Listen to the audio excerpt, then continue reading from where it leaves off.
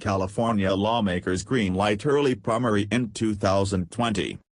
Sacramento, California lawmakers sent Governor Jerry Brown a bill early Saturday that would move the state's 2020 primary election up 3 months to March, bidding to exert greater influence on the next presidential nominating contest.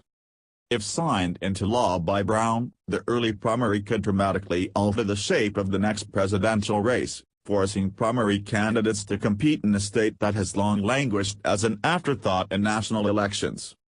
California would allocate its delegates just after early nominating contests in Iowa, New Hampshire, Nevada, and South Carolina.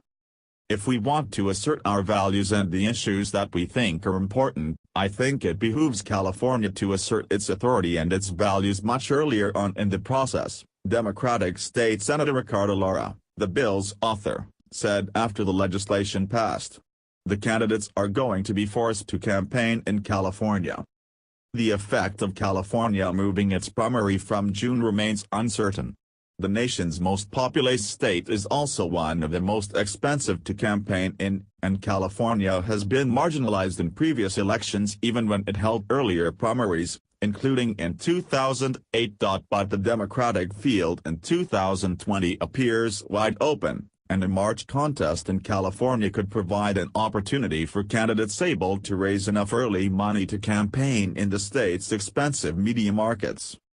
The early primary could also help two prospective presidential candidates from California, U.S. Senator Kamala Harris and Los Angeles Mayor Eric Garcetti. The measure, backed by California's majority Democrats and endorsed by Secretary of State Alex Padilla, passed the state Senate on the final night of the year's legislative session. Its approval came over the objection of lawmakers who warned an early primary would needlessly extend the length of down-ballot campaigns, forcing legislative and local candidates to begin running for office earlier in the election cycle.